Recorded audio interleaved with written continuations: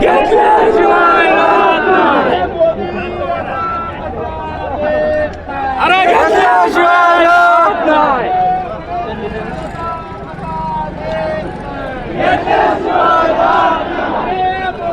साहेब 10 मिनिटं झाली ना. हो 10 मिनिट झाली ना. तर बापू तुम्ही आंदोलनामध्ये सहभागी झालात. हा कांद्याचा तुमच्या मतदारसंघातील हा महत्त्वाचा प्रश्न आहे, तर याच्यावर कसा तोडगा निघू शकतो? यावरती सरकारच तोडगा काढू शकतं. कारण आज आपण पाहतो की उत्पादनाचा खर्च आहे तोच निघत नाही. आमची मागणी एवढीच आहे की उत्पादनाचा खर्च निघून 2 पैसे मिळावा म्हणून साधारणतः 24 ते 25 रुपये हा बाजार शेतकऱ्यांना आज ठीक आहे प्रपंच भागण्यापुरता होईल आणि त्यामुळं पुढं की जो खरेदीदार आहे ग्राहक आहे त्याला बी फार मोठा भुर्दंड बसणार नाही. म्हणून आज काडीमोल आपण अनेक वेळेला न्यूज सगळीकडे पाहतोय की कांदा आज त्यांनी मार्केटला विकायला गेल्यानंतर त्याला तोट्यातच द्यावा लागतोय, म्हणजे पदरचे पैसे घालावं लागतात अशी परिस्थिती निर्माण झाली. पण 60 रुपये नाशिकला त्यांनी जो दर केलाय तर त्या दराने कांदा खरेदी होतो का? आज तर नाही, पण आमची मागणी 24 ते 25 रुपयाने व्हावी ही विनंती आहे सरकारला. सरकार आपण पाहतो की आपण सातत्याने सांगतो की आम्ही शेतकरी हिताचं काम करतो आणि मग आज जर जो शेतकरी अख्ख्या देशातला कुठला बी पहा त्याला कांदा त्या दराने विकायला अजिबात परवडत नाही आणि मग एवढा बाजार रास्त मागणी केली तो मिळावी विनंती. दादा तुम्ही पण आंदोलनात सहभागी झालात. माजी आमदार अतुलदादा बेनके हे या आंदोलनात सहभागी झाले. सोबत दिसत नाही, खाली जनतेमध्ये दिसत आहे. नाही, मी राष्ट्रवादी काँग्रेस पक्ष सुनेत्रा वहिनीच्या नेतृत्वाखाली काम करतोय. हे जे आंदोलन आहे हे सर्वपक्षीय आंदोलन आहे. आमची जुन्नरमध्ये पण प्री मिटिंग झाली होती, म्हणून शिवसेना धनुष्यबाणाचे आमचे राष्ट्रवादीचे इथं अनेक लोक इथं उपस्थित आहेत. आणि जेव्हा इथं आल्यानंतर एक चित्र वेगळंच पाहायला मिळते की एक पक्षीय राजकारण किंवा पक्षाच्या दृष्टिकोनातून शशिकांत शिंदे पण म्हटले की महायुतीचे सोडून मग आम्ही कुठले आहेत, आम्ही महायुतीचे आहेत ना. ठीक आहे, आम्हाला अजितदादांची शिकवण आहे की आपण लोकांच्या प्रतिनिधी आहेत, लोकांसाठी आपण लढलं पाहिजे. सरकार आपलं असू नाही तर नसू, पण लोकांच्या हितासाठी आपलं स्वतःचं जे सरकार असेल तरी त्याच्या विरोधात लढलं पाहिजे. म्हणून आज कांदा उत्पादक शेतकरी अडचणीत आहे. इतर कुठल्या गोष्टीचं राजकीयातून त्याच्यातून वेगळी दिशा न मिळता त्याचं तारतम्य बाळगून आम्हाला याच्यात काही करायचं नाही, पण कांदा उत्पादक शेतकऱ्यांना सरकारने मदत केली पाहिजे हा आमचा मूळ हेतू आहे. त्याच्याकरता सरकारने जे उपाययोजना केल्या त्या अपुऱ्या आहेत. जे सरकारचे प्रतिनिधी केंद्र सरकारच्या नेत्यांना भेटले आणि त्यांनी ज्या ज्या गोष्टी सांगितल्या त्या अजून अंमलबजावणी त्याची झालेली नाही. काय त्याच्यात काय चर्चा झाली? तुम्हाला तुमच्या नेत्यांनी सांगितलं असेल, सुनेत्राताईंनी सांगितलं असेल, काय चर्चा झाली केंद्रासोबत? ते मिनिमम 18 रुपये हे काय म्हणतात प्रोडक्शन कॉस्ट आहे आणि त्याच्या 1.5 उत्पन्न झालं पाहिजे, म्हणजे 22, 23, 24 रुपयापर्यंत हमी भाव झाला पाहिजे. आणि मग 30 रुपये 35 रुपयाच्या वर जर भाव गेला तर तुम्ही त्याच्यावर निर्बंध आणा, पण मिनिमम तेवढा 23-24 रुपये तरी शेतकऱ्यांना मिळाला पाहिजे असं काहीतरी त्याचा लॉ करा, कायदा केला पाहिजे. सरकार कायदा करतं परंतु त्याची अंमलबजावणी होत नाही. केंद्राच्या कांदा खरेदीच्या केंद्राच्या काही कांदा खरेदीच्या योजना आहेत. तुमच्या जुन्नर तालुक्यामध्येही काही कांदा खरेदी केंद्र आहेत, मात्र ती शेतकऱ्यांकडून कांदा खरेदी करत नाही, बाजार समितीतून करत नाही. त्यांचे जे एजंट आहेत त्यांच्या मार्फत कांदा खरेदी करतात. याबद्दल तुम्हाला काय वाटतं? त्याच्यात अत्यंत मोठा बदल केला गेला पाहिजे. जे काही खरेदी करतात ते बाजार समितीत खरेदी केली गेली पाहिजे. बाजार समिती लोकांची आहे, सरकारचं त्याच्यावर हे आहे म्हणजे कंट्रोल आहे आणि त्याच्यातून कंट्रोल करा ना. ते वेगळ्या वेगळ्या कशाला सिस्टम करतात आणि त्याचबरोबर मग ते ग्रेडिंग करतात आणि सरकार जो जाहीर भाव करतो तो 1 नंबर कांद्याला भाव जाहीर करतो. मग 2 नंबर आणि 3 नंबरचं काय करायचं त्याचे पण निकष त्यांनी ठरवले गेले पाहिजे. आणि ते उद्दिष्ट देतात की 1 लाख टन 2 लाख टन हे कशाला तुम्ही उद्दिष्ट देतात? आता जी काही मागणी केली की 35 लाख टनापर्यंत ते न्यावं की जेणेकरून सगळ्यांना फायदा होईल. म्हणून ते त्याला वाईड सगळ्या गोष्टी मिळाल्या पाहिजे. ही जी सिस्टम आहे ही मदत फक्त म्हणतात करतात, पण ती ठराविक लोकांनाच होती, इतर ओव्हरऑल लोकांना होत नाही. सर्वसामान्यांपर्यंत योजना येत नाहीत, परफेक्ट राबवली जात नाही. हां, त्याचे पर्स्पेक्टिव्ह वाढवलं पाहिजे, त्याची रेंज वाढवली पाहिजे, त्याचं मोठं स्वरूप आणलं पाहिजे, तर ते लोकांना फायदा होईल आणि त्याचा दर वाढला पाहिजे. सरकारमध्ये आहात, सरकारने यासाठी काही कमिटी वगैरे करायला पाहिजे का? ज्या ग्रामीण भागातील आमदार खासदार आहेत यांना एकत्रित बसून याच्यावर तोडगा काढायला पाहिजे. नाही, जे आता सरकारमध्ये आहेत ते बी शेतकरी आहेत, ते विरोधात असताना ते पण असे आढळत होते. आता त्यांना माहिती काय करायचं काही नाही. त्यांनी तिथं जे काही सांगितलं ना ते अत्यंत रास्त आहे. याच्यामध्ये निर्यात तर ओपनच पाहिजे, त्याला ड्युटीज नाही पाहिजे. उलट कांदा एक्सपोर्ट करण्यासाठी आपला कांदा खूप मागणी असते परदेशात, त्याला प्रोत्साहन दिलं पाहिजे, मिनिमम सपोर्ट प्राईस आला पाहिजे. आणि जर असे काही क्रायसिस आले तर त्याच्यामध्ये खरेदी करत असताना फक्त ठराविक FPC मार्फत न करता प्रत्येक बाजार समितीमध्ये सरकारने ती खरेदी केली पाहिजे. आणि त्याचं उद्दिष्ट 1 लाख 2 लाख टन न ठेवता ओपन केलं पाहिजे, 30 लाख टन 35 लाख टन अशा पद्धतीने हे जे काय तिथं मांडलेत हे योग्य मांडलेत, त्याची अंमलबजावणी झाली पाहिजे. कांद्याला अनुदान योजना राबवली गेली मागच्या काही काळामध्ये, तुमच्या मतदारसंघात पण राबवली असेल. शेतकऱ्यांना अनुदान भेटलं का? काही ठराविक प्रमाणामध्ये मिळालं अनुदान. आणि शेतकऱ्यांचं जास्त कनेक्शन बाजार समितींबरोबर आहे. बाजार समितीच्या दलालांनी त्यांच्या नातेवाईकांच्या नावावर अनुदान लाटलं असा एक आरोप झाला पुणे जिल्ह्यामध्ये. त्याच्याबाबत तुम्ही काय तुमच्या कानावर काही तक्रार आल्या का? एखादी योजना किंवा एखाद्या काही गोष्टी आल्या तर त्याच्यामध्ये 5-10% लोक असे नाठाळपणा करतातच, त्याच्यामध्ये थोडाबहुत होतोच.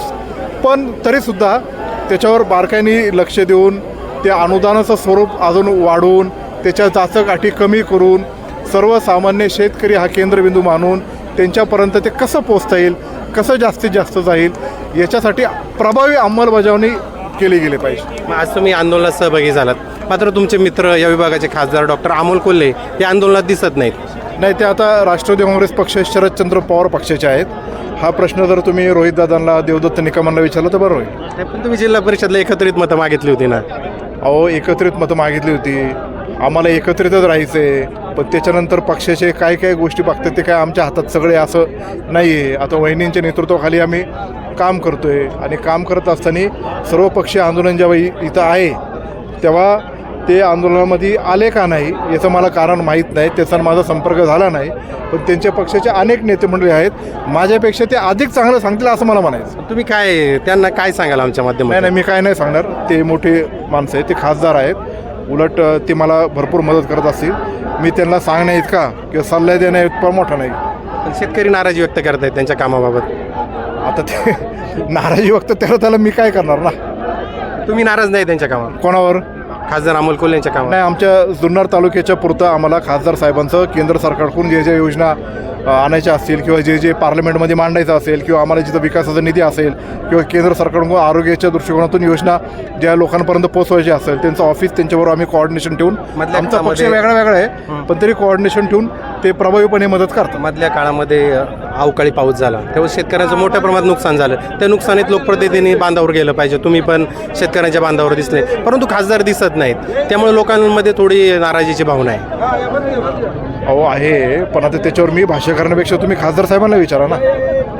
आता तिथं देवदत्त निकम म्हणतात की जे आमदार ते येणार नाही त्यांच्या घरावर मोर्चा येणार, मग जे जे आले त्यांची लिस्ट काढा. मोर्चा कोण का मोर्चा घेऊन मोर्चा घेऊन जाऊ ना. आणि इथं जर सर्व पक्षीय आंदोलन जर होतं तर सर्व पक्षाचेच तिथं फोटो पाहिले होते.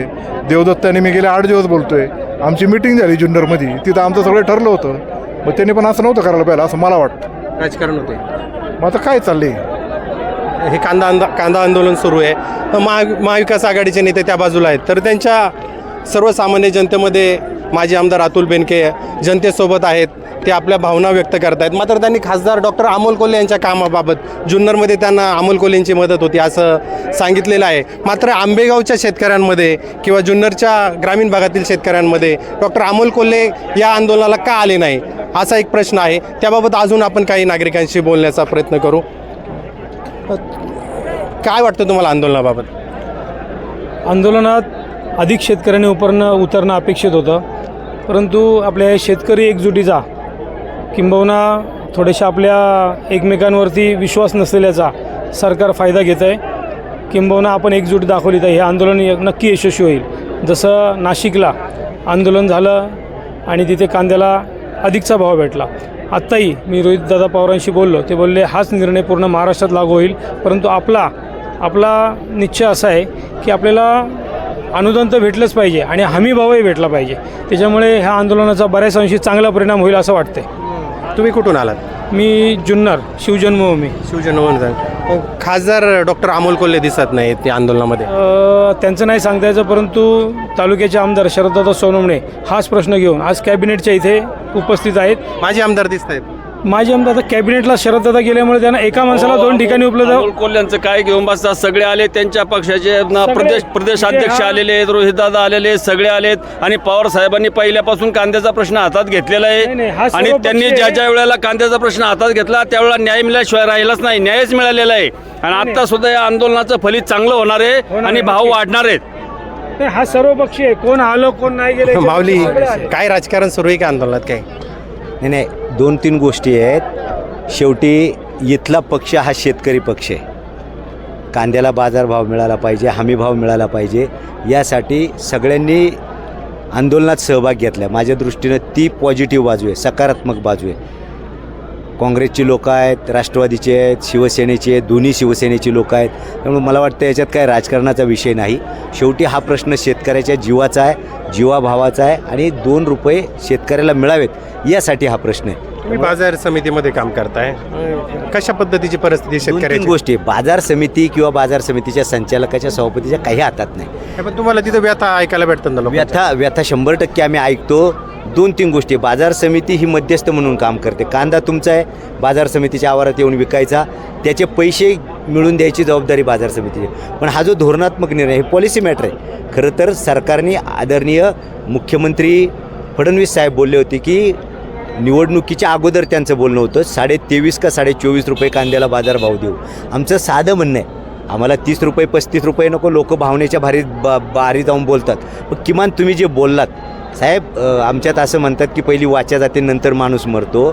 साहेब, तुम्हाला जर खरंच तुमच्या शब्दावरती जर काय वाटत असेल तर तुम्ही शेतकऱ्यांना तो 23.5 रुपयाचा जो भाव तुम्ही जाहीर केला आहे निवडणुकीच्या आधी तो द्या, नाही तर तुम्हाला पाप लागल्याशिवाय राहणार नाही. शेतकऱ्याचा शाप खूप वाईट असतो. फडणवीस साहेबांना आमची विनंती आहे. खासदार कोल्हेंनी पहिल्या टर्ममध्ये संसदेत आवाज उठवला कांदा प्रश्नावर, परंतु ह्या टर्मला जरा ती शांत दिसत आहे. 2-3 गोष्टी आहेत. लोकप्रतिनिधीचं काम आहे, त्यांनी आवाज उठवणं हे गरजेचं आहे. आज शरददादा कॅबिनेटमध्ये आपलं गाऱ्हाणं मांडायला गेलेत. मागच्या आमच्या आळेपाट्याच्या आंदोलनात ते होते, पण आज शरददादा तिकडे गेलेत. त्याच्यामुळं मला असं वाटतं की प्रत्येक लोकप्रतिनिधीचं हे काम आहे. शेवटी 2 गोष्टी आहेत की प्रत्येक लोकप्रतिनिधीला हे वाटतंय, कोणाला वाटत नाही. ज्याला निवडून जायचं त्याला हे वाटतं की सगळे समाधानी राहिले पाहिजे, विशेष करून शेतकऱ्याला 2 रुपये मिळाले पाहिजे, तो समाधानी राहिला पाहिजे, ही भावना सगळ्यांची आहे. अमोल कोल्हे कदाचित आताच्या वेळेला जास्त बोलत नसतील, हा भाग वेगळा त्या आंदोलनात पण नाही आता नसतील कदाचित, त्यांची काय अडचण असू शकेल, मला सांगता येणार राजकीय अडचण नाही, सांगता येणार मला त्याबाबत. आपण कसं सांगणार, सामान्य माणसं आपण शेतकरी म्हणून रस्त्यावर उतरलो. तुम्ही मतं मागितली होती त्यांच्यासाठी, सगळे 100% खरं आहे. शेवटी पक्षाचं लोकं तुम्हाला विचारणार ना, 100% विचार. तुम्ही मतं मागितली खासदारांसाठी, खासदार आंदोलनात नाही पाहिजे होतं, पण त्यांच्या पक्षाचे सगळे नेते आहेत, रोहितदादा आलेत, लंके साहेब आलेत, तशी काही अडचण असू शकेल कदाचित, पण बाकीचे त्यांच्या पक्षाची सगळी मंडळी उतरलेली, शशिकांतजी शिंदे साहेब जे प्रदेशाध्यक्ष आहेत ते पण आलेले आहेत. त्याच्यामुळे मला वाटतं आंदोलनाचा काही परिणाम होईल का? 100% परिणाम होईल. बघा, मागच्या वेळेला रोहितदादांनी चांदवडला आंदोलन घेतलं. तिकडे आंदोलन घेतल्यानंतर सरकारची काय मूर्खपणाची भूमिका आहे. 15 रुपये 80 पैसे नाशिकसाठी भाव केला. हा पश्चिम महाराष्ट्र किंवा पुणे जिल्हा काय पाकिस्तानमध्ये आहे का? म्हणजे किती मूर्खपणाचे निर्णय सरकार घेते आणि शेतकऱ्याला कारण नसताना उपसवते. अशा प्रकारची परिस्थिती आहे. 100% मला खात्री की आंदोलनाचा फायदा झाल्याशिवाय राहणार नाही. हे होते माऊली खंडागळे. आपण शेतकऱ्यांच्या प्रतिक्रिया घेतल्या. कांदा आंदोलनामध्ये आपण पाहत आहे बऱ्याच वेळापासून शेतकरी उन्हामध्ये आपली व्यथा मांडतोय. ही व्यथा सरकार जाणून घेणार का आणि कांदा उत्पादक शेतकऱ्यांना दिलासा देणार का, हे आपल्याला भविष्यात पाहायला मिळेल. व्हिडिओ जर्नलिस्ट राजू देवडेसह संदीप खळे, मनसर.